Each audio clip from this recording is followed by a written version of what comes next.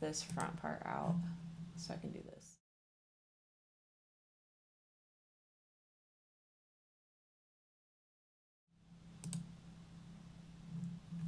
All right, good morning. So we're live. We're live. So. This is our first podcast for From Seed to Sprout. Welcome. It's probably a good idea to give a little background and history behind the entire homesteading journey, I'd say, right? Yeah, it's a good place to start. To let people know, like, what exactly the process was and how we got to where we're at right now. So, we ended up, you were living in Alamogordo, and we were dating, and it was a long-distance dating thing, and we needed to find a place together. So, we're looking at all these houses and things like that, and nothing was really good, nothing was really suiting. And it's funny because we've talked before. We even got this place about like getting a place in the mountains, and we're not necessarily like in the mountains per se as you would imagine it. Not in the way that we talked about it at the beginning. Yeah, because I don't know about you, but I was thinking like, you know, a like place in like Cloudcroft type area. Yeah. You know, where it's like actually mountainy, where there's like, you know, pine trees and things like that. But we ended up, you did a lot of work finding the property, but you found a plot of land that was 6/10 of an acre, and then you sent it to me like through the phone, and then I came over here to check it out, and it was literally just a square of dirt. Like, that's all. Well, there was a bunch of Mexican gold poppies actually out here when I first got here, Which we kind of took as a sign. Yeah. that it was a really good place to start. and I sent you pictures of those, and then I sent you pictures and video of like the property as a whole, and I don't remember if it was that same day or sometime like later that week or something like that, you had come down here to check out like what we were looking at. So we decided to buy this property. We were able to haggle down the price, you know, by like $15,000, which was good. And the property came with already hooked up to electricity, like the electrical grid, and it had a septic tank as well. So everything was like just ready to go, essentially, except there wasn't a house on it, right? So we ended up buying the property, and then we're looking into houses, and like houses are just ridiculously expensive, and you ended up finding one from built by Clayton Homes that was a modular home that was like fairly inexpensive for the size of the house, and we ended up getting a 5-bedroom 3-bath house, and we were able to tell them that we wanted a 100% electric house, which was cool because they were able to actually put that in. And there's no gas on the property. Yeah. So it made it a little bit easier that the entire thing was electric. And we could have brought in like a propane tank, you know, or something like that, but that would have been like extra money. So we ended up just like going with the house. So the entire timeline was kind of nuts, right? Because we essentially had to wait around like 8 to 10 months after buying the property before we even were able to get in the house, because what they do is they build the house in a factory and then they ship it in 2 parts, and it takes multiple months to do that, and then you're on this list of, you know, they have to have a quota where they sell like 2 houses per month or something like that. So you end up being kind of like however far down you're shoved on the list, is gonna make or break how long you have to wait for the actual home to be to be delivered to your property. Well, and we were under the impression that it wasn't going to take nearly as long as it did, too. Yeah, well, and then we got a text saying that the house might be there like a month early. It was like, oh, we might be able to get your house in April or in May. And it was just like, it ended up coming in June, but then it took them pretty much the entire summer to put the house together.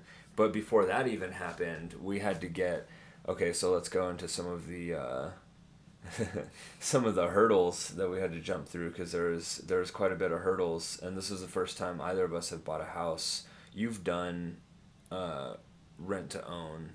Well, yeah, I was kind of in a rent to own. Well, the first time we met, which is like what, closer to 8 years ago now. It was 2018. So somewhere in there. Yeah. It's I remodeled that one. That was like, it was a different kind of thing, because I didn't just like go and get a mortgage and go buy a house. I just found like a $5,000 trailer and remodeled the inside of it to make it livable, because it was just the most inexpensive thing to do at the time. Yeah. So this was still way different than anything I'd done before. Well, and then like did that trailer already come like on a property? Like you didn't have to move it to one place or the other? Was it already just like there, or did you get it and then have to move it onto like a leased land or something? It was in a park. Okay. But The rocket. yeah, behind the rocket. I honestly can't remember if I had it moved onto the property, or if I bought it from somebody that already had it parked there. I think that's how it was. I think it was already there. Yeah. And then you had to get approved by the park. But that's actually, that same park was the very first place I moved into when I moved out of my parents' house. So I already had a good history with the park. Okay. Just from renting from them. Once, so my dad used to do security there too. That's he used crazy. to work for Alamo Security, and he'd go around and he'd do security in like all the places. And so I remember like hanging out with him when I was a kid, and I'd go on his rounds with him. He did it at the sawmill. Like that's a kind of a spooky place to be doing rounds at 11 o'clock at night. yeah. Walking through the old sawmill.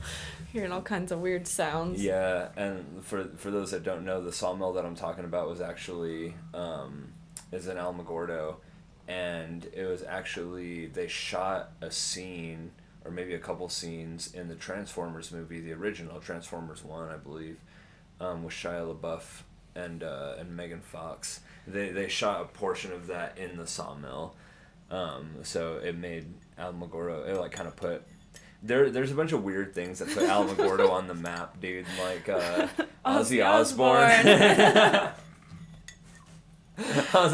And then the Transformers thing. I don't know. It's just funny, but It was, he decided to get himself a seat on the commission or something like that in Alamo, right? Yeah, it was something like that. He's I don't remember exactly what it was, but it was something along those lines. I'm pretty sure that's what it was. It's kind of a crazy area because there's the sawmill that drew attention to cinema, and then there was just other movies that have been filmed nearby, either because of the vast desert that we have here or white sands. So Alamogordo just gets a lot of random celebrities that come through, movie stars. And then besides that, no one even knows New Mexico is a state. They're like, oh, I've heard of White Sands, I've heard of Holloman Air Force Base, but New Mexico, You speak such good English. Yeah, no, it's funny, but so I guess back to some of the hurdles, some of the things that we had to jump through,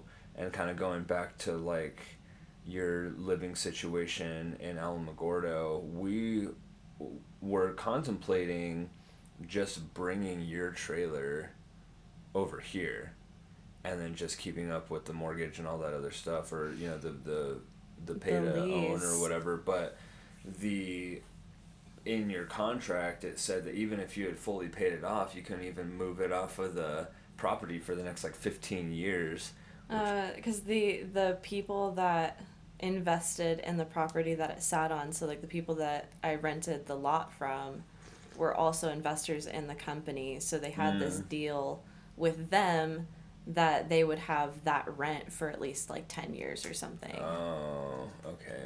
Yeah, and then in retrospect, that house, it just wouldn't have been spacious enough for all of us. No, and see, so like we have two kids.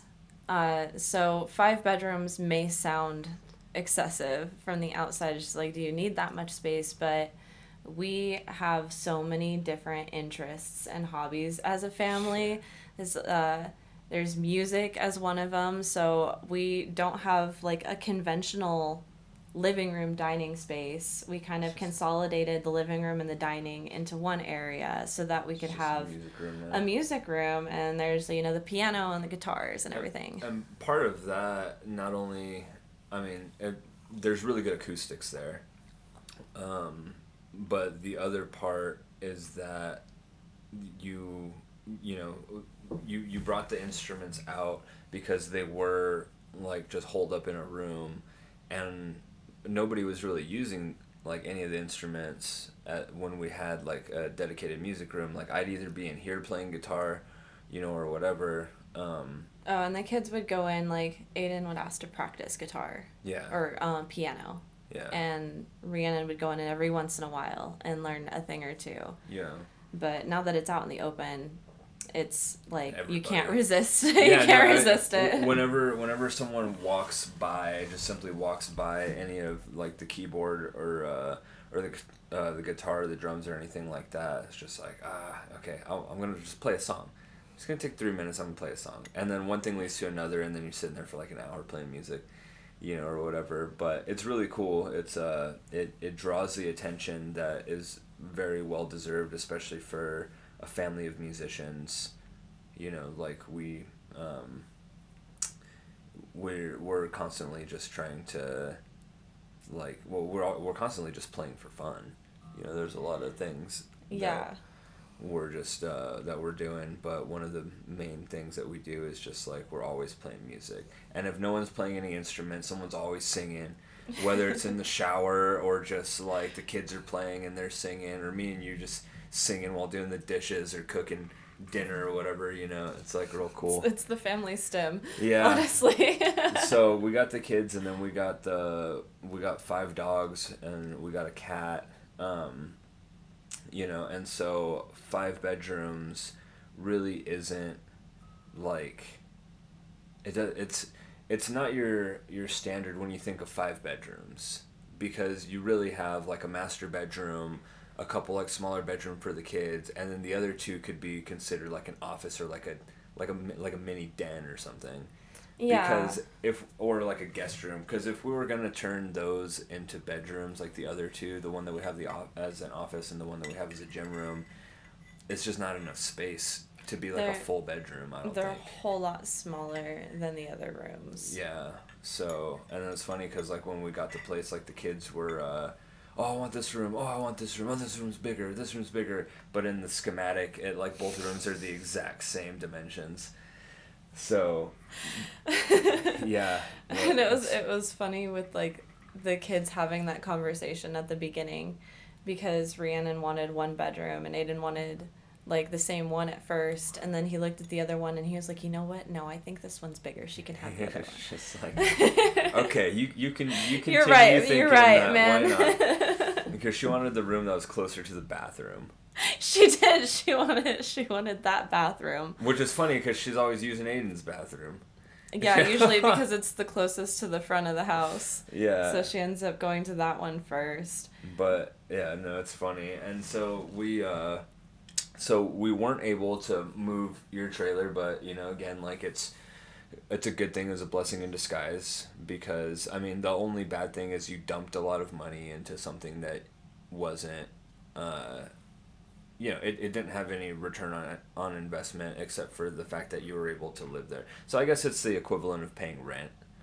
It was, the down payment was like $5,000. Yeah. So it was like a really hefty security deposit that I never got back. As much as your old house. But it was the only, and I mean that literally, it was the only affordable solution I had to having a place to live at that time, especially if I didn't want to give up the dogs.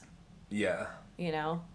So, And hey, man, and I like, go back in time, and with the options that I had, I would have done it again. You know. yeah, and then I mean, like, you might have funneled all that money into it as well, but like, um, I mean, I probably spent over the amount of time that I was renting the last house that I was in, I probably spent $50,000 or $60,000 in just in rent alone because I was in that house for so long, like so many years, and it Yeah. was like however much, and then rent just keeps increasing. You know, it's like, okay, I found a nice little 2 bedroom. I got lucky because I found a nice little place. It was a 2 bedroom. It was just good enough for me and Aiden. And then it was close to the university. And normally, when you find something close to the university, they like hike the price up like crazy. Yeah. But it wasn't technically in Las Cruces. It was in Mesilla Park, I believe. Oh, wasn't Like, it like weird? Like it was half and half. Like you yeah, had when you like look at it on like Google Maps or whatever, it'd be like halfway in Las Cruces, halfway in, Mesilla or whatever. But I think that's why they were able to go so low on the price. It was like $650 per month, and it had a yard and everything. It wasn't like a townhouse or like a studio apartment or anything like that. It was like an actual house, and it had a yard and everything, and it wasn't like attached to like anybody. Well, the yard was attached to the neighbor's yard, but I mean, that's the standard anyway, you know. yeah, you're gonna be pretty close to people. But the house wasn't attached, and I was able to get it as $650 a month plus 25 for the dog, and then the rent just kept increasing, and it ended up getting up to, I think it was $825 a month, plus another 25 for Cerberus, so it was like $850 a month, which still for that being that close to the university and with the housing market as it is now, like that's still quite a bit. I imagine after I moved out, they were charging over 1,000 for it. Well, yeah, it's an actual home, you know, so it's not a mobile home, it's not an apartment. So you Yeah. can usually charge way more for those, even though they hadn't really updated it. So if they managed to make updates after you moved out, Oh, they like did. even just little ones like painting the walls or changing some floors or Mhm. updating the kitchen a little bit, like they probably could hike the price up, And I'm you sure they know, in this did. market.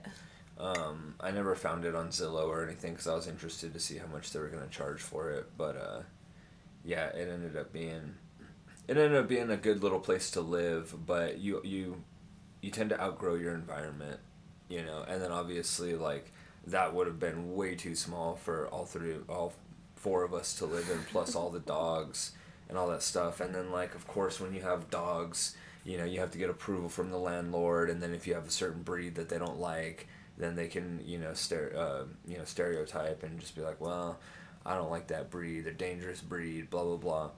And so, they sometimes they just don't allow you to have those dogs. I've had to give dogs away because they said that like, yeah, you can have a dog, and then they never asked what kind of dog, they never asked to show any pictures, anything like that, and then we bring the dog in and they're like, oh well, not that kind of dog. And it's Yeah. just like, come on, man, like, so.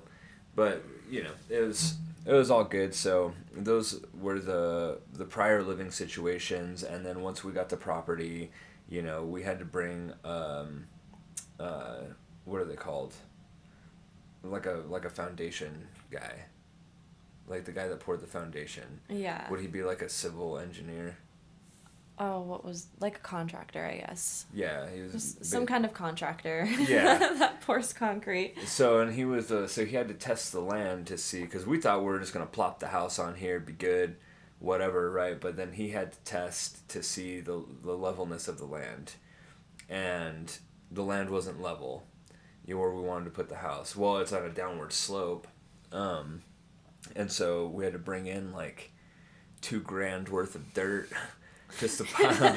$2,000 worth of dirt. Yeah, just to pile up so we could like actually level the land out and tamp it down and then lay a foundation. The good thing about that, I think, we're already like not in a flood zone because we checked that before we bought the property. It's one of the things, if you're ever going to buy a property, it's a good idea to check your flood zone. Even though we live in southwestern New Mexico, and floods don't happen that often, like they're pretty rare, They're but just dangerous when they do happen. well, and the climate's changing, and we're seeing more and more often floods actually happening. I mean, like Vado got just destroyed That's by a very flood, true. and if you're in a low valley or something like that, then your chances of getting just destroyed by a flood are worse because you're essentially in the sink, like in the basin, and then all the water is going to collect in that area, and that's essentially what happened to Vado. Um, but the good news is we are high up because we had to bring in all that dirt and stuff like that, so we're not just like directly on the ground. So even if it did flood, it would have to raise up like probably 5-6 feet before it even reached the doorway. Yeah. So that's a good thing. That's a good investment. And then we were interested in getting a fence built around the property. And so, obviously we had to wait for the house to come on the property, and then we didn't know whether, because like the house was essentially like built already, but they hadn't put any of the skirting on or anything. Yeah. And we reached out to this local fencing company, MJ's, right? I believe it's called MJ's. I think so. So, a very good fencing company. We're not sponsored by them or anything, but if you're in the Las Cruces area and you want good fencing and a guy that's actually like willing to work with like your budget and stuff like that, check out MJ's fencing. The guy is like super cool. He'd come over, like he'd send me videos and things like that, like while I was at work, because he knew I couldn't just make it out here like all the time.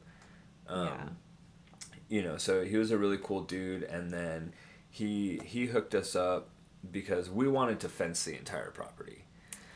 Yeah, but that was the idea. But it was gonna be like $30,000 to do that, and he's just like, yeah. And then even he didn't try to rip us off or anything. He even told us like, hey man, like if you guys can't afford that, I might just go with chain link or metal fencing, which is something we don't do, but like we'll I can send you the way of someone that does do it.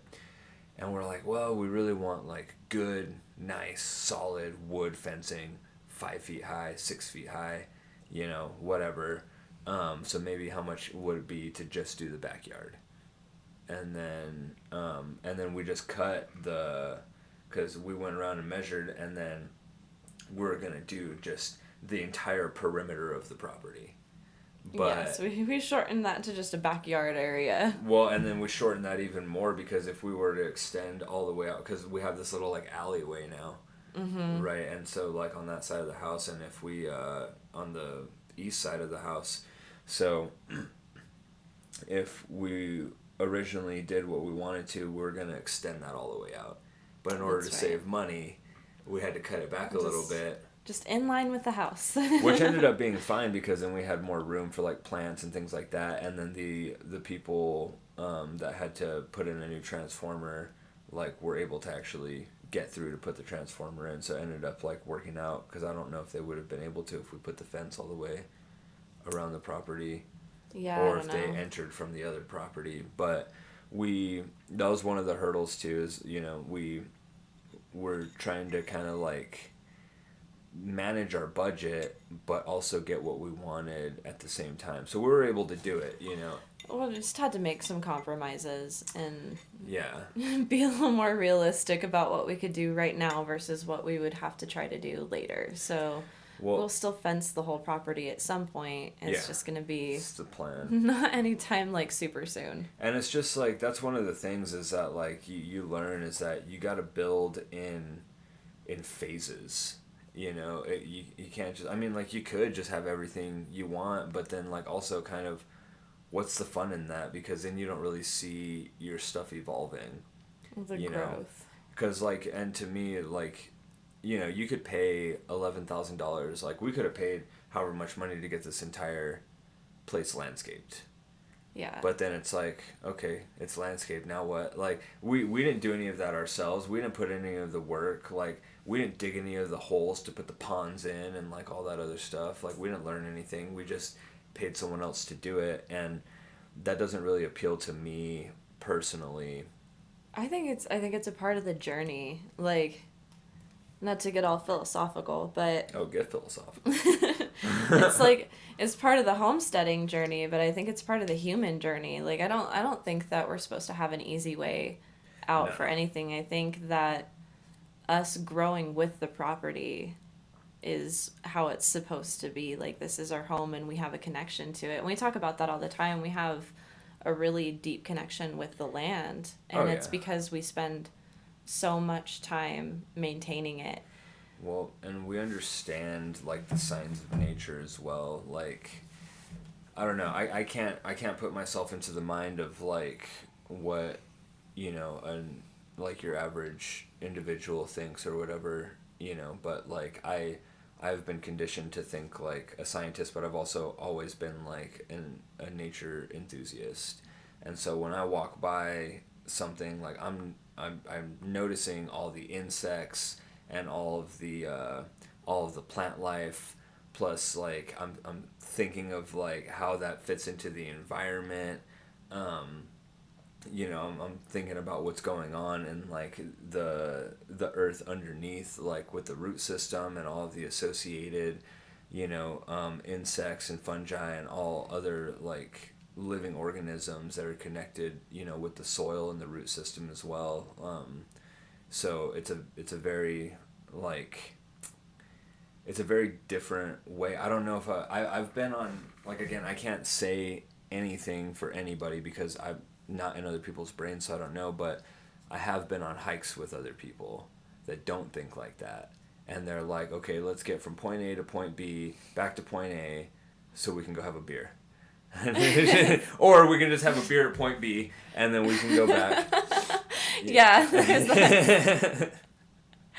Oh my gosh, I remember some earlier hikes when I was younger and still drank alcohol here and there. Oh, it's brutal. And I had a friend, and it would be like the end of our hike. We had like these tiny little wine bottles, and we'd cheers and we'd like drink our wine bottles and eat our snacks, and then we'd hike back. But we always still like enjoyed the Yeah. trail. But I grew up hiking. Not everybody did. See, and like I did for a little bit, like as long as like when my parents were together, we would go and do all kinds of like adventures and stuff. And like honestly, part of the nostalgia of getting into the homesteading journey is the fact that like my parents had 3/4 of an acre of land, and they worked hard to try to get that land put together, and then eventually it kind of fell off, once they separated and stuff like that. But the the idea is like, because those are the memories that I remember, right? Like I remember going outside, because I remember one time, and I didn't understand at the time, but like I would totally get it now. um, I was a kid and I had these samurai swords, and my dad had just put in a tree. I don't remember what kind of tree it was, but he had just put in a tree, and I went and I just decided to like slash it up with my samurai swords, and the tree ended up dying.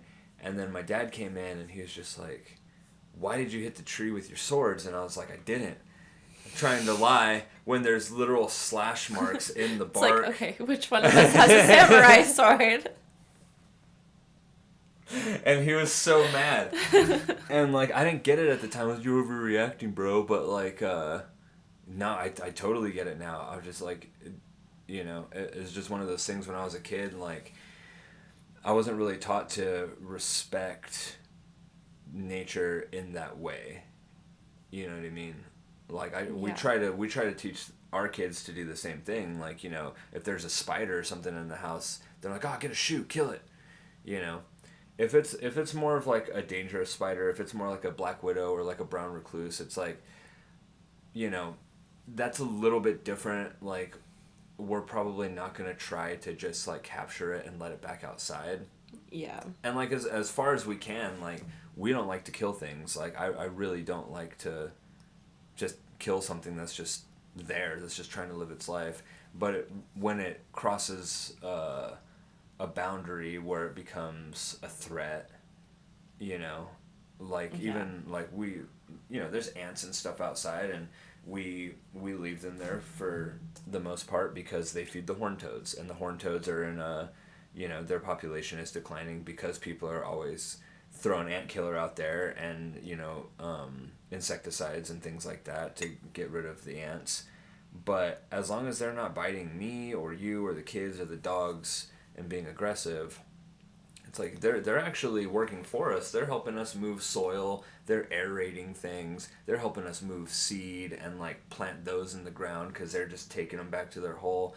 And then all of a sudden we've just got random things popping up, out of nowhere. So I like to Yeah. leave them. The ecosystem works as a whole. Everything kind of feeds into itself. Yeah, and I think that it's just like a stigma, essentially. Everybody, like, the second they see an ant is like, okay, we gotta kill that ant hill because they're gonna get in.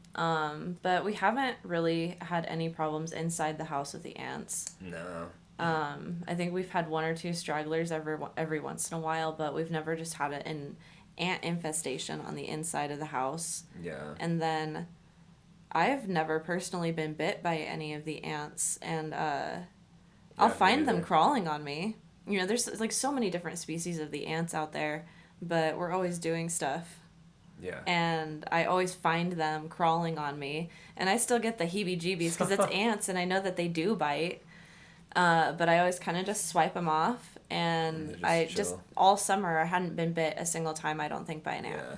Well, and the other cool thing is that like you can tell a storm is coming based off of like how the ants are acting. Yeah. They're getting all crazy. So they're just like they're a bioindicator of a storm system coming in or something because they're trying to hustle. They're trying to get they don't got the weather app. They're True. they just know. They sense that stuff, and then Weather ant. yeah, and then they so they're moving about trying to get all their stuff done before the storm comes in. So it's a cool if you pay attention to nature. Like I have a book, it's called The Lost Art of Reading Nature's Signs. Yeah, here it is. Oh, that's convenient. Yeah, it's called The Lost Art of Reading Nature's Signs, and if you haven't read it, it's a really cool book. It tells you everything about everything from like how to listen to creatures, what they're gonna indicate, so such as what we're talking about, like with the ants. Um, the way the ants act are going to dictate like what the weather might be like. Or we have that barometer bush outside. It's called a Texas sage. Leucophyllum frutescens is the scientific name, but basically they call it a barometer bush because as the storm system comes in, the barometric pressure in the atmosphere changes, and the bush senses it, and then it flowers as soon as like it detects that there's a change in the barometric pressure. So even the plant will tell us like, hey, Yeah. the barometric pressure's changed, like a storm's coming in. All right, cool. So it's just it's a really cool connection that we do have with the land. And I know we've been talking about hurdles, and we've been kind of trailing off topic. So welcome to the ADHD hour with Jason and Hannah. But so one of the other hurdles that we had was there was already a utility pole built in the backyard, but they could have just ran the line to our house, or they could build a new utility pole. And building the new utility pole was actually cheaper than just running an extended line to the house. So we had to get a new utility pole built, which also costs a good few $1,000s. Yeah. But we got it built by a really reputable company, and they were a company that worked hand in hand with the people that we bought the home from. So they knew exactly the specs of the house. And so they were able to just like, there was no guesswork. And Yeah. then they explained exactly how they did everything with like all the copper wiring and all that stuff. So like it just has a really long lifespan, you know. And so it's it's that was another hurdle that we had dealt with, and then you know we finally got the house on the property, and we were sitting there looking in the windows for like 4 months because it hadn't been actually like put together like fully yet. I think I have a picture of you like staring into the Yeah, window, so I'll put it on the screen. man, and it was like it was kind of like torture, and I feel like that's not like the proper word, because it's like, oh, like what are you complaining about? Like you got a house. You bought a house.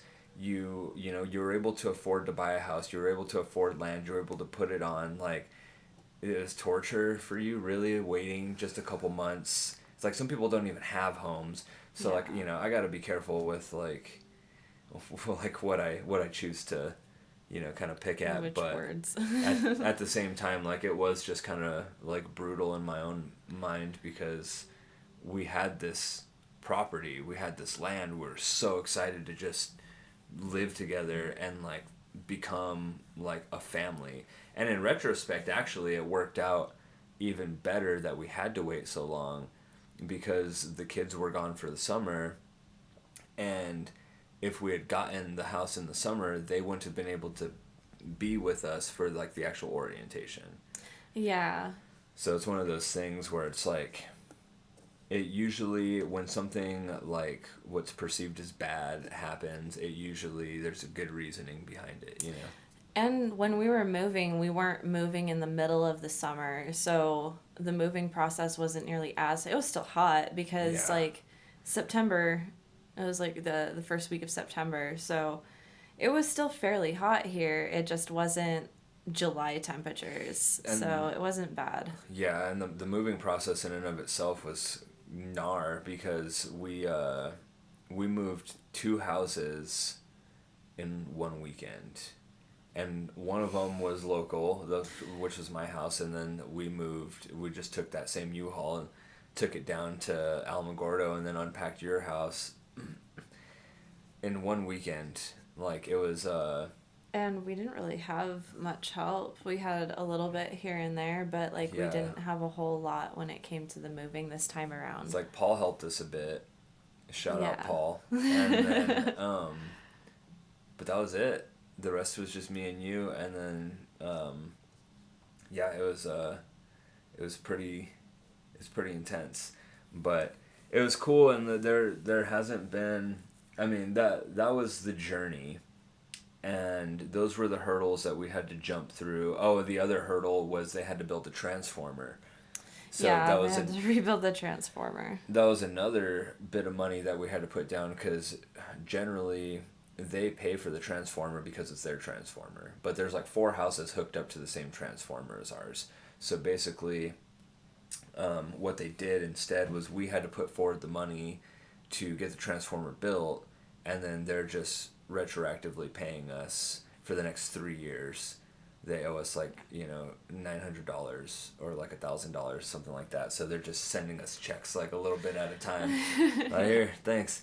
Instead of like, for whatever reason, I don't know. Even the electric company that we went through to get the utility pole built was just like, I don't know why they do that. Like, Yeah. that's kind of silly. But those were most of the hurdles, unless you can think of more. But in terms of when we first, like, as far as the journey goes, from buying the land to getting the keys and actually being able to move into the house.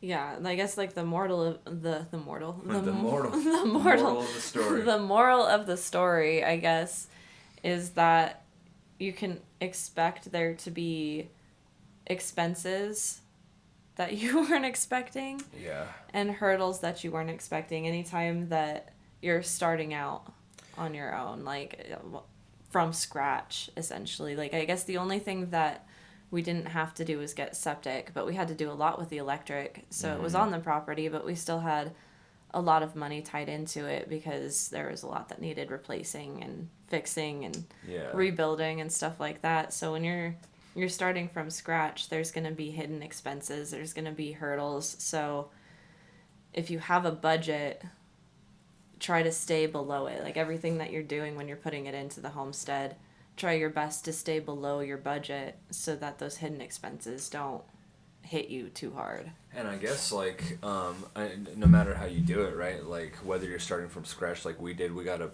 house built in 2024, Yeah. right? And so we started de novo, and like which means brand new in Latin. But You're so smart. thanks. Yeah. We got our house built the same year that it got delivered to us in 2024, and so there were hidden expenses that we had to deal with getting a brand new house put into place and foundation laid and all that stuff. Well, but we were also just paying for two separate households at the same while time we were building the home that we were going to move into. Yeah, So like that was rough.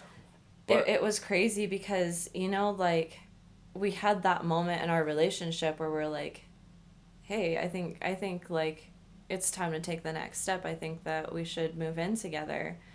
And it took almost a full year Yeah. to actually do it. And like, okay, we made the decision, and then it was almost a year, a little over half a year, I guess. Yeah, and unfortunately, like the reason we were able to afford like to get the house wasn't necessarily due to a good reason.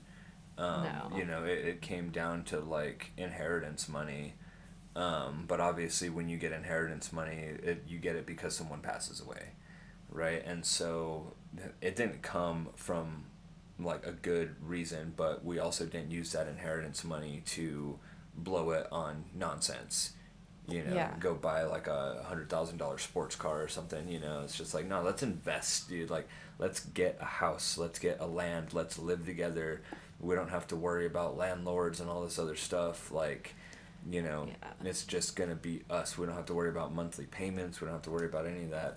But at the same time, I think everybody deals with that. We might have had to deal with it for longer because we were waiting for our house. But let's just say you're going from renting one house and moving to, go rent another house. A lot of times you're going to have to pay, two rents in 1 month. Because Yeah. you're moving out of one house and moving into the other one, Security deposits and... So there's always going to be that. And then the thing with the hidden expenses is when you get a house that's already built, you have someone, that come and, like we know people that have dealt with this, but you have someone that comes in, an inspector, to check the house. But they're not able to, they're not electricians, they're not roofers, they're not going to come and like, take the stuff off the wall and be like, oh, is this wired right? And they can tell like very like easy things like surface level. Yeah, like there's a soft spot in your roof, stuff like that. But they're not going to be able to look at a roof and be like, yeah, that needs to be replaced, like unless it's just so bad. Yeah, there's a lot of things that can be found after inspections have been passed as you're living in the home. Yeah. So, and then, you have and then also those homes are built earlier, like they're not built like the same year necessarily, unless you go and you buy like a French Brothers home or something like that that's built like in the same year.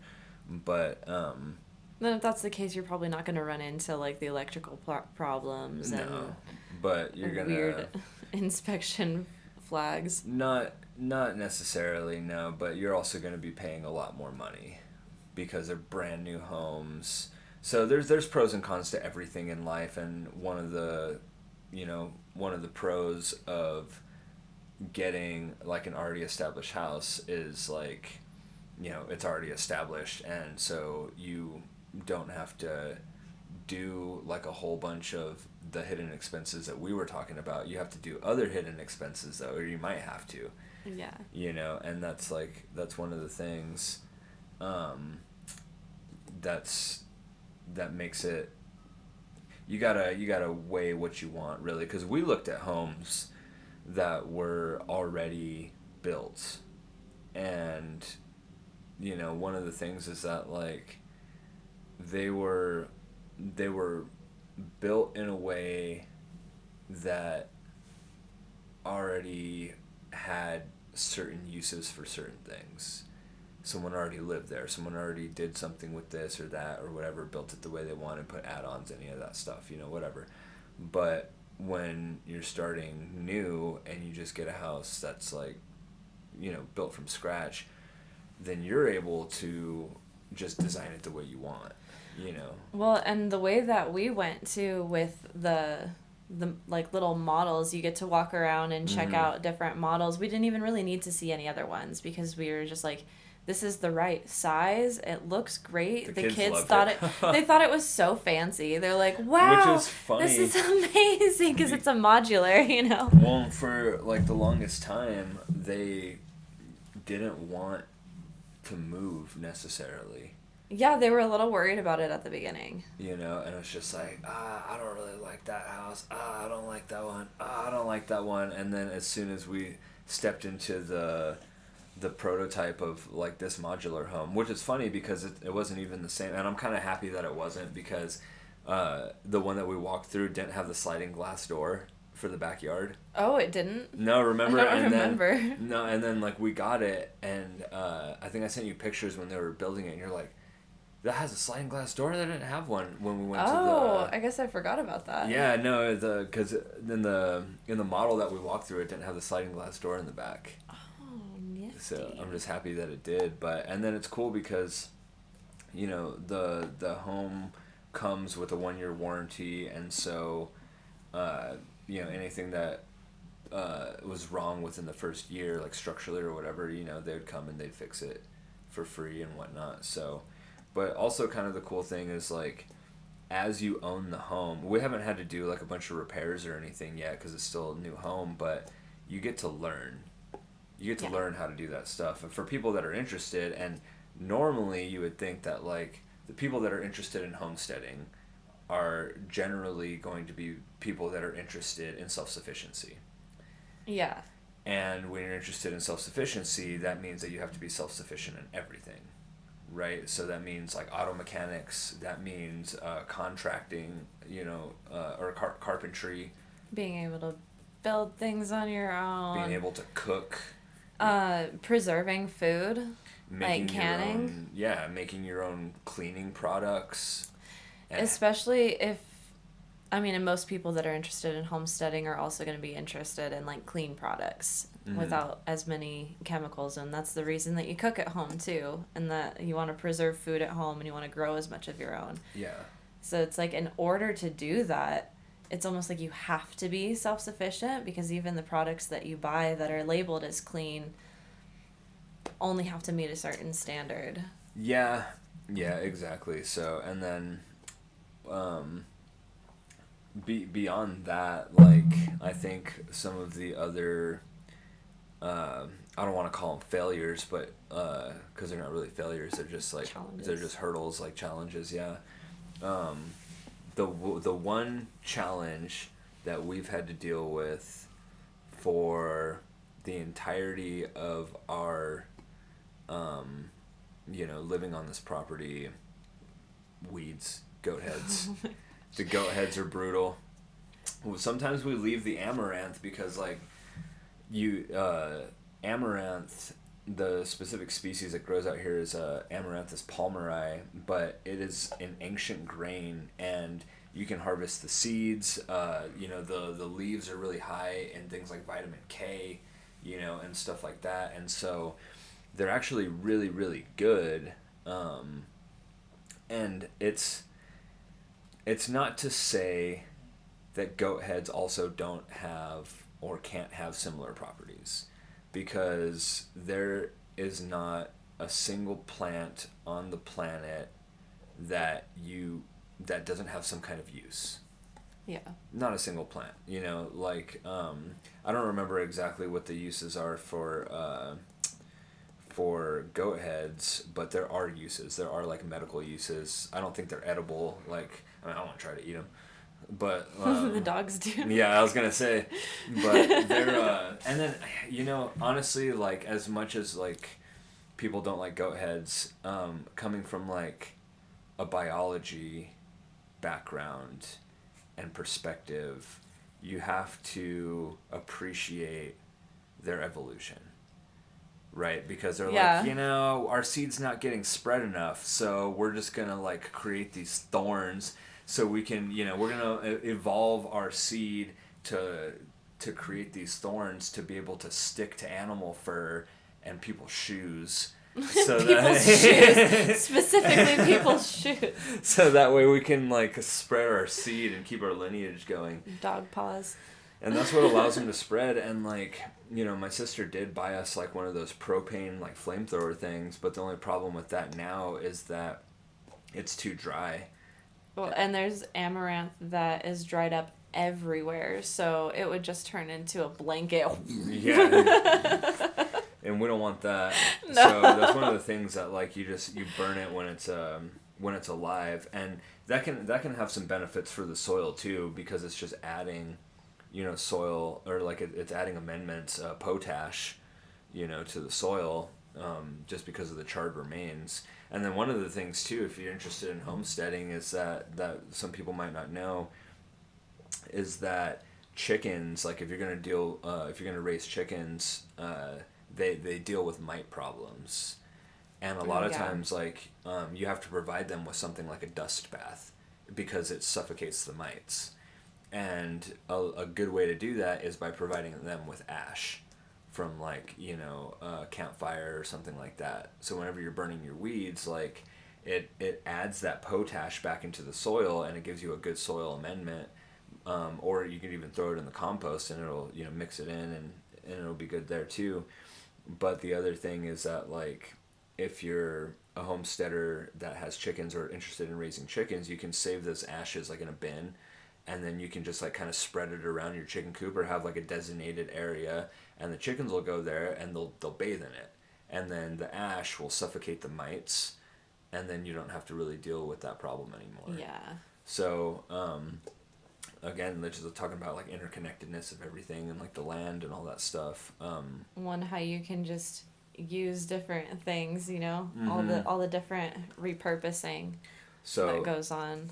It is really cool. And then the only other challenge, well, no, actually there's a couple more, but one of the other challenges that I can think of is just chickens. If you have we happen to have chickens that wander onto our property. Yeah, so we don't actually have any birds yet. We don't have any fowl. It's on our list of things to do. It's probably the next thing that we're gonna do. Yeah. But even if we choose a free range type option, they're gonna have their own section to free range so that they don't get into things. So we have neighbors that have chickens and they wander onto our property, so everything that we've tried to grow food wise has been pecked at, and we've had to just throw, I don't even know how many pieces of food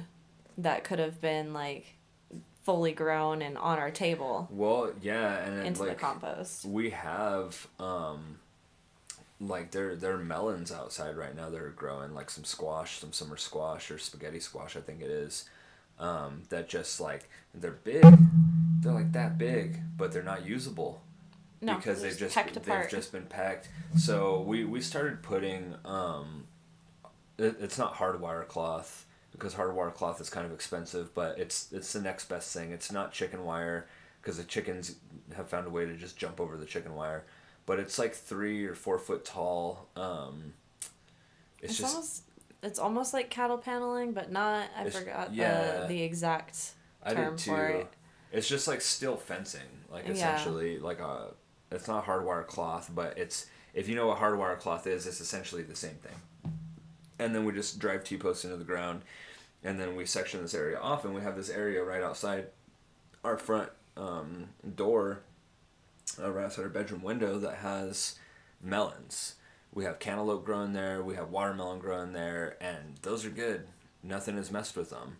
you know, and like so whenever those are ready to harvest, like they'll be good to harvest.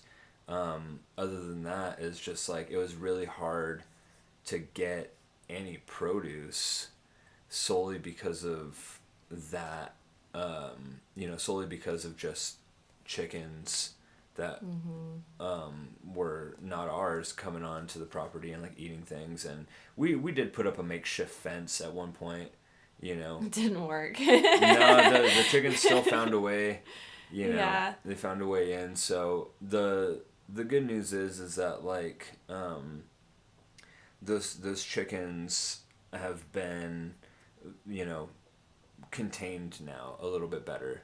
Yeah, they're locking them up now. So we don't have to worry too much. There's still a couple scragglers and things like that. And then also too, like we put we put fencing up and we put T-posts and we put T-posts in, we put fencing up, and then we put shade cloth over things. And then the birds found a way to just like, they would just sit on the shade cloth, and then they'd like poop all over whatever we were growing, which ended up also being like kind of annoying.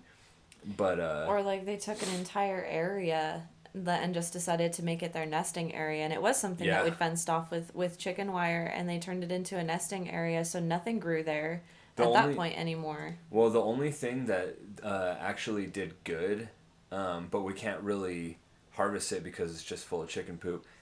We got nice basil growing. Oh, absolutely. We have really nice basil, but like we like we were talking about, we do things like everything has multiple purposes, and we do things in a way that provide multiple purposes for one item. And so we can have basil in an area that's not going to be touched by dogs or chickens or anything like that, or we can grow it in a pot, you know, or whatever, and we can use that for our culinary purposes. But then we also have basil that we can just set out, allow it to flower, and then we can use that as part of a pollinator garden. Yeah, exactly. Which we did well with flowers. Zinnias have kind of just taken off this year. Well, and then the same thing with the backyard, because we have dogs that go in the backyard, and we're not going to harvest anything in the backyard to eat or anything like that, because you know that's where the dogs do their business.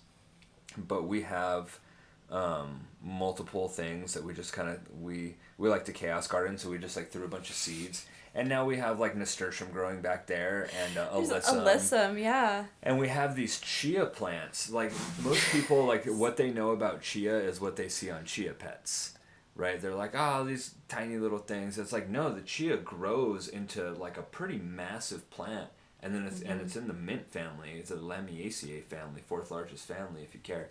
But like even if you don't, it's still fourth largest family. It goes the orchids, the asters, the legumes, and then the mint, and then I don't know past that. Top 4 though. Yeah, top 4. But yeah, and it's interesting because you would think that the asters would be like the highest on that order, but apparently not. Like the orchids are just.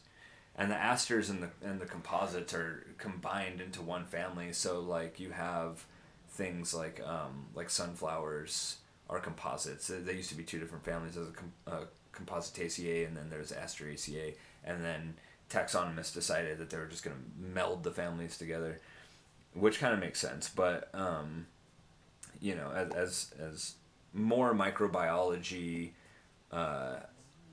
findings come out, and you start building the evolutionary tree, you start seeing that maybe this branch of the evolutionary tree didn't necessarily branch out the way you thought it was, that you originally thought, and there was a sub branch that happened somewhere in between or something like that. And so like there's always reason for things to get mixed up or renamed or whatever it is.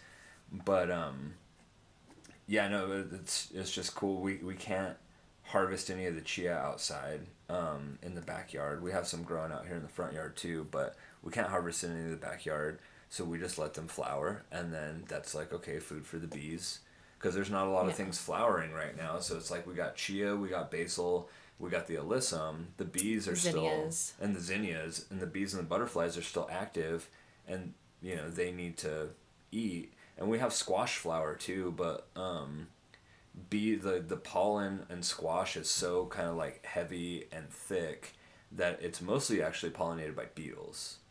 Okay. Because the beetles are the ones that are able to just kind of like roll it into a ball and just like move it. So, and you can always like artificially pollinate yourself by using like a Q-tip or just getting the male portion of the plant, and then stimulating the female portion of the plant. So you can always do that too, but the insects, that's their job, is to kind of do it for you. So it would be a nightmare to try to do that, like with everything. But Oh, the morning glories. We always get a ton of bees yeah, on the morning glories. We've got like a and whole huge patch there that's just vining. morning glories are controversial because when you tell people, like, some of the plants that we planted here, like, people don't like them. Like, we Yeah, planted mint. Like mint in the mint. ground. Yeah, that's a huge. People are always like complaining about when you throw mint in the ground because it takes over. It's like, yeah, Okay. no, we want it to. Yeah, we have enough space for it to take over. It can have its own space, you know? And like, I get it if you're in like an HOA or something, you have someone like constantly on your back, like, you got to maintain this property and it has to look a certain way because it has to be cookie cutter and it has to fit this mold, or whatever. But that's the cool thing about homesteading is that, like, you're not going to homestead in an HOA. You know what I mean? Yeah, but that doesn't mean that you can't do homesteading acts no matter where you live. Yeah. Like you can grow your own garden. As long as it's pretty enough for your HOA, and in most even- cases you can grow food inside your house too. I was gonna say, even if you're living in an apartment and you don't have a balcony or anything like that, because sometimes, like, even balconies have rules where, like, oh well, you can't have more than 2 plants on your patio. And it's like, well, you can have a kitchen garden. You can have vertical gardening. Vertical gardening has become huge too because, like, well, maybe not inside, but like outside, we might run out of lateral space, but we're never gonna run out of like vertical space. You know what I mean? Like, so vertical gardening has also been just like revolutionary for people living in like small areas.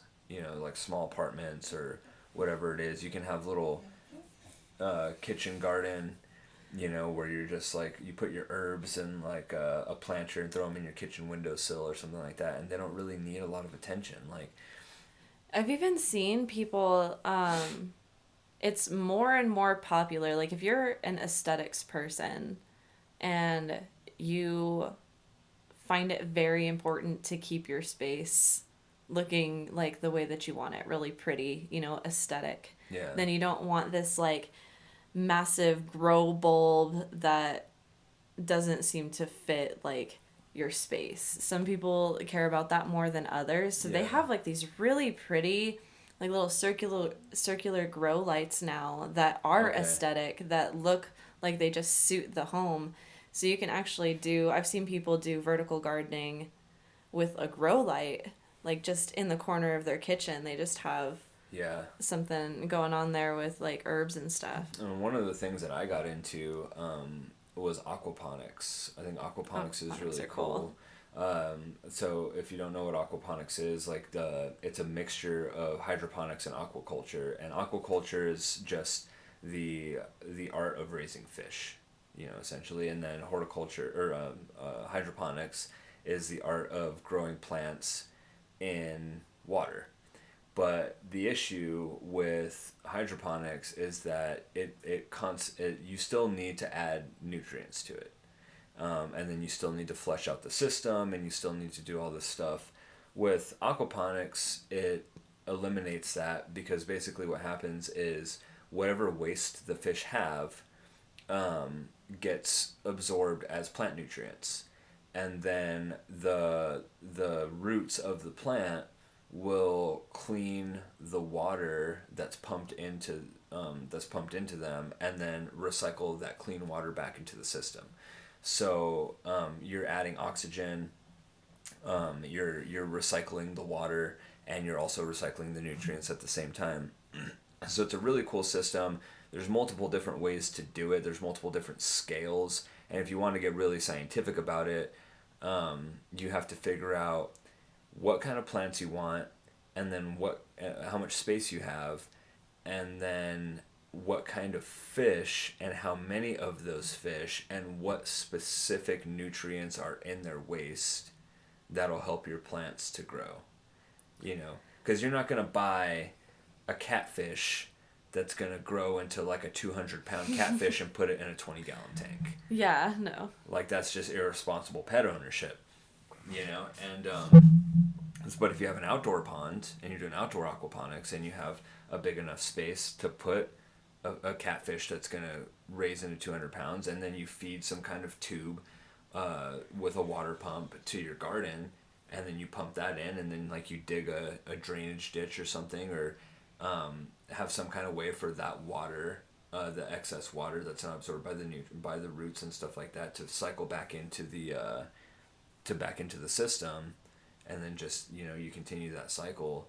Then it's different, and you're able to do that, but then you're also able to grow a different variety of plants. Yeah. So if you're doing like indoor aquaponics, like I've had a lot of success growing like green onions were really good.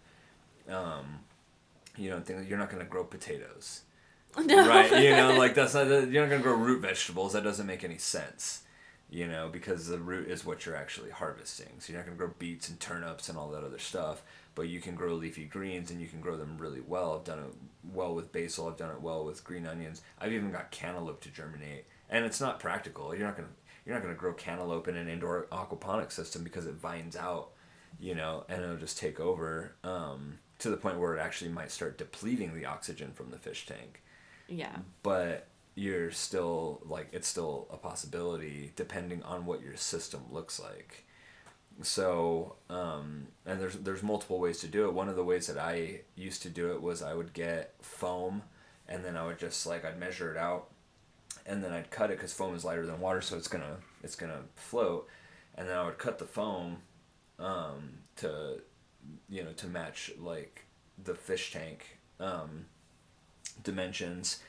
And then I would get like a, what do you call it? It's like it's a drill attachment, but it looks like this, and it's got teeth. Yeah, I forgot what they're called, but they cut the the holes.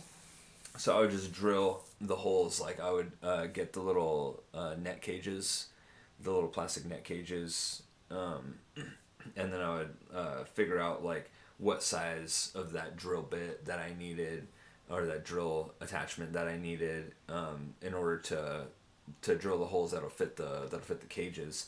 And then I'd drill the holes, I'd put the cages in there, I'd get some of that expanded clay, pellets. I'm blanking on what they're called.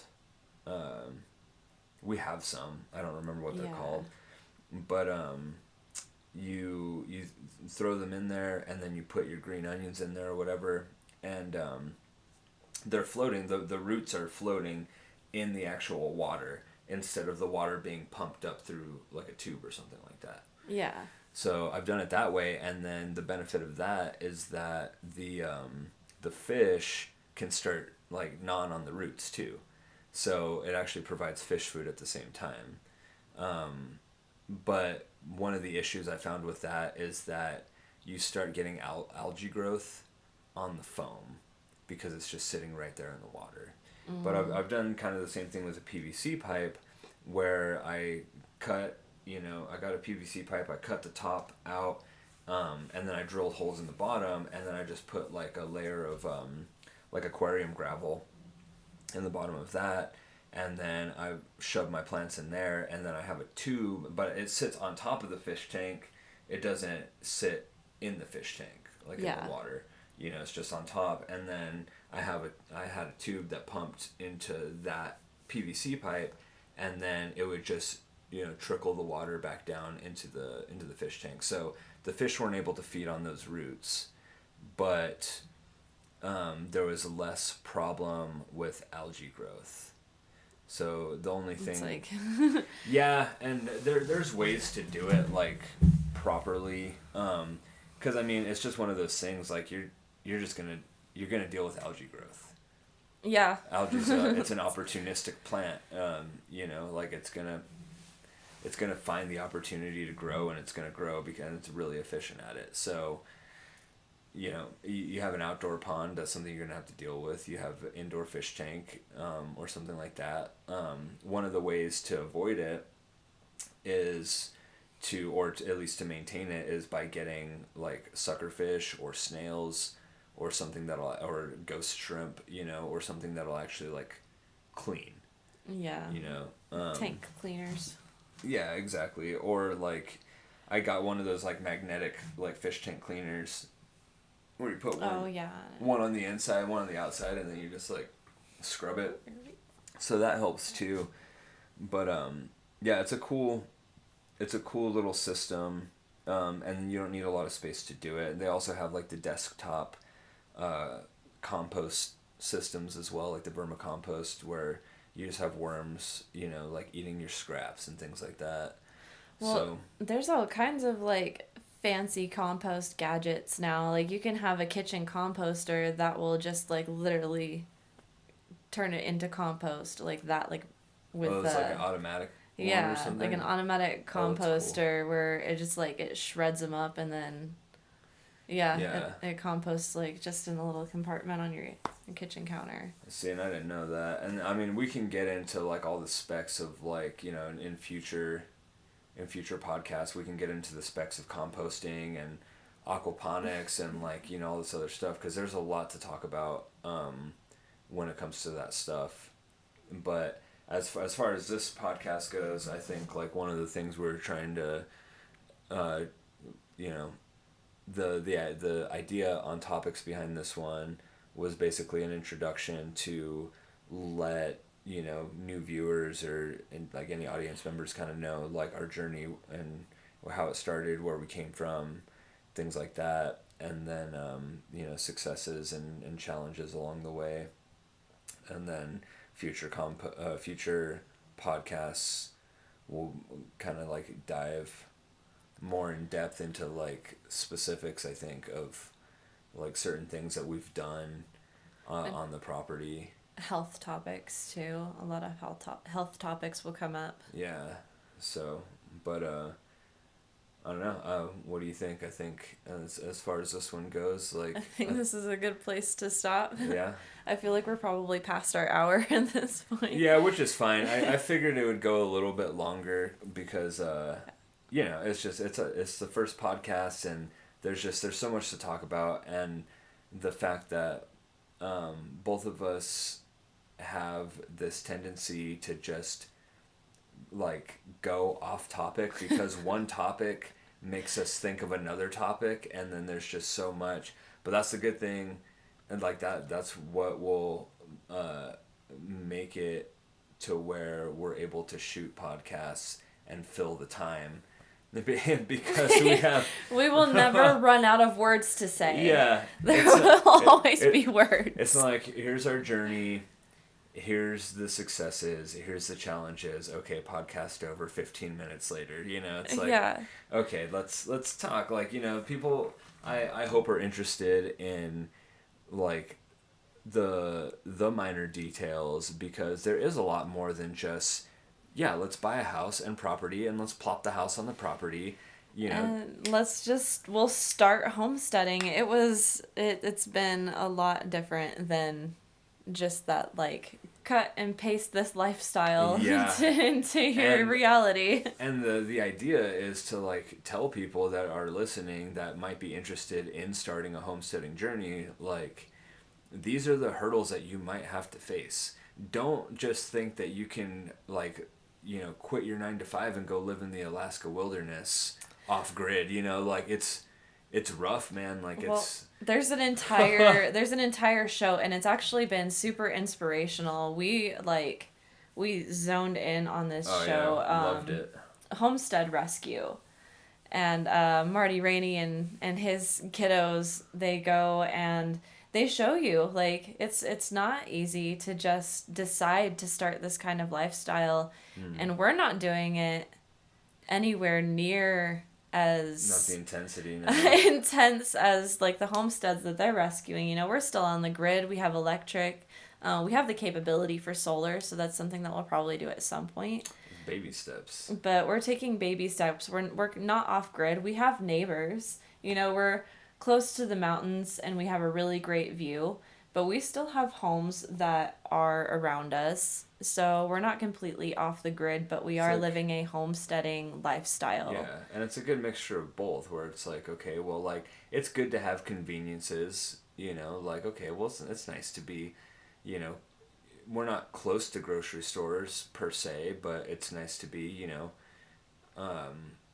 20, 30 minutes away Yeah. from a grocery store, as opposed to like, man, we don't have food and we got to travel for 3 hours to get to the next grocery store, or we got to hunt, you know, in order to survive, which in theory, like, does sound like something that, you know, would be interesting and a good thing to learn, because it does have to go with self-sufficiency, and you can't just rely on, you know, the grocery stores to always have food, right? You can't rely on, like, you know, you can't rely on the government and like big box stores and corporations and things like that to just like always take care of you. You got to know how to do things on your own, you know, at least somewhat, and even to the point where it's like, okay, well, you know, we got a truck that is like, you know, the radiator's leaking,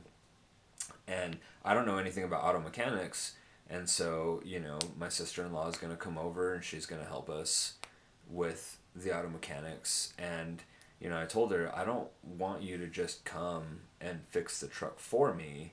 Yeah. I want to be out there learning how to do it as well. Like, I'm not just going to be like, you know, sipping my lemonade, watching you, like, all right, I think you're doing that wrong, you know? Like, Well, I mean, and in return, you taught them a lot about building their own garden this last summer, and they had it's a true. really successful garden yeah. when they were living in Phoenix, which is And Phoenix is a really hard place to garden, bro. You got about 2 weeks before it gets 113 degrees outside. Yeah, and they had an extremely successful garden. Honestly, they had a more successful garden this year than we did. We had a lot of factors against us between the chickens and other animals. We had a bunny problem at the beginning of the spring. Oh, I forgot about the bunny problem. So Yeah. we made a deal with them, you know. We talked to the bunnies, and this sounds so silly, but It worked. It worked. So we made a sacrificial bunny pile. Instead of throwing all of our food into a compost, we made this pile where we saw a lot of the rabbits kind of at the entrance of our property, and we go throw compost type items in there and stuff, or like stuff that we yanked out of the garden. And then when we would see the rabbits, we would be like, hey, can you stay out of the garden? This is for you. This is your pile. And there was one time that I watched Jason do this. He said this to a bunny, and it looked at him, and then it turned around away from the garden and started walking towards the sacrificial bunny pile, and then started eating its little bunny buffet instead. Well, seeing, like, you gotta say things with intention, and, like, yeah, it sounds silly, but, like, if you don't believe that, like, they're actually hearing you and understanding, like, what you're saying, it's not gonna work. You're just like, oh, well, let me just talk to the little bunny. Yeah, let me just talk to this bunny. It's stupid, but like let's try it anyway. It's just like, no, like, I'm gonna look at this guy and be like, yo, bro, do me a favor and don't go after that pile. And then the other thing that we did, which I thought was hilarious, that actually worked, was we just found random twigs in the yard, and then we just started like just shoving them in the bunny dirt. barriers. Yeah, we call them bunny barriers. We started shoving them in the dirt around whatever plants the bunnies would attack. And it stopped them. Because they saw it as a boundary, I think, you know, like they weren't super interested in passing the boundary, and it felt energetic more than it did physical. And it was funny because, like, we never even researched it or anything. It was just one day we were just like, I wonder what happens if we just like put some sticks there. Like, maybe the bunnies will just like be like, man, maybe I shouldn't go after this thing. And we got like a beautiful acorn squash plant out of one of our little bunny circles, you know? One of the things, speaking of squash, I didn't tell you, but like on this side of the house, we have one of those like birdhouse squashes. Oh, a gourd? Yeah. Yeah, Oh, that people turn into like sick. birdhouses. Yeah. We have one on that side. I remember like us planting it, but we do have one that's grown over on that side of the house, which is pretty cool. Nice. It's not big enough to harvest or anything yet, and hopefully it gets there before the weather gets too cold. But it's pretty cool to see, and that's in a fenced off area, so like the chickens and stuff aren't getting to it. But yeah, no, it's been a really cool journey, and we've only been here for a year, you know, so it's gonna be even more. Like we hit our year mark in September, so we've been here Yeah. for like a year and a couple months. And see, like, we spent most of this podcast addressing all of the hardships that went into just starting it before we even were able to live here. Now that we've been here for a year, there's been other challenges, like the weather was a challenge when it came to growing food, because of the high winds and Yeah, the because winds are of like brutal. the areas that we needed shade cloth, and we didn't really recognize that until later on. And then the shade cloth kept flying off because the wind was like 70 miles per hour. Yeah. We built a greenhouse and then lost it within a month due to the high winds. Then you So, built a makeshift one. We call it the rover. oh yeah, that we built a greenhouse rover box. So I think like the next podcast we'll probably talk about the challenges and successes Like after. since we've like Yeah. been able to live here for a while. Yeah, no, that's a good idea. So, but yeah, So tune in next week to hear about the gardening and other homesteading challenges that we've had since we've lived on the property. yeah, and then I think we're good to sign off on this one. So for anyone out there that's made it through the entire podcast, thank you. And then hopefully they just they're gonna get better and better. With time, we're gonna be able to start talking about like more things, and hopefully have some guests on and things like that. So, but if you can do us a favor, if you've made it this far, and just we have on the screen all of our different socials. So we have from Seed to Sprout Facebook, Instagram, We have TikTok. TikTok. We have YouTube, And I also have our Etsy written in there on the bottom bar. and then Pinterest. Oh, I haven't put in our Pinterest. So we do have a Pinterest So, as yeah. well. So we can like tag that in the in the description or something as description. well, and then we can just like add it to the next video. But it's been a lot of fun. Uh, I did have a podcast called the Sleeping Bee Podcast before, but it wasn't really like it wasn't real specific. It was just basically me talking to just a bunch of my random friends about like just certain things that they've been up to and stuff like that. And then but we didn't want to make it too confusing, and keep the Sleeping Bee Podcast. We wanted to kind of keep the same the same name, so people aren't looking multiple different places for the same thing, So necessarily. So we started de novo. yeah, so we started this Seed to Sprout podcast, and this is technically this would be episode 1, of the podcast. And then for anyone else that's interested, we also have another page, and where we delve into the world of mixed martial arts and fitness, jiu-jitsu, nutrition, things like that. We'll touch on nutrition in this podcast as well, but that one is called Seed to Strength. And so be on the lookout for that podcast as well. And if you're interested, you can type in Seed to Strength on YouTube, also on Instagram, also on Facebook, TikTok. You can find us there, if that's an avenue that you're interested in as well. But I think we can wrap it up, and we appreciate everyone that's listened to this podcast. Absolutely. And if you have any topics that you would like us to cover, we would love to hear about it. So go ahead and just drop a comment, and we'll see if we can add it to our topic list. And to before we end this, since you brought that up, the topic thing, it might be a good idea to let people know of the expertise of the topics that we are able to extend on. So just real quick, I have 3 college degrees. I have an associate's in general science. I have a bachelor's in horticulture, and I have a master's in plant and environmental science. And I work currently as a program manager for a plant pathology multi-million-dollar research project.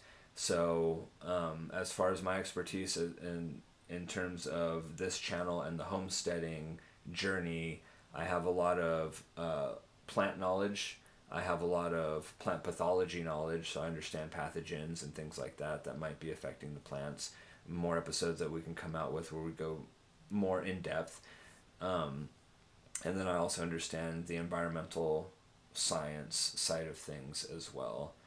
And then, you would be someone that can help with the nutrition aspect of things, cooking, making sourdough, making things from scratch, making things that are friendly for specific diets. Yeah, things like that. I'm a houseplant homie. Yeah. I'm a houseplant hobbyist. She knows more about houseplants than I do, man.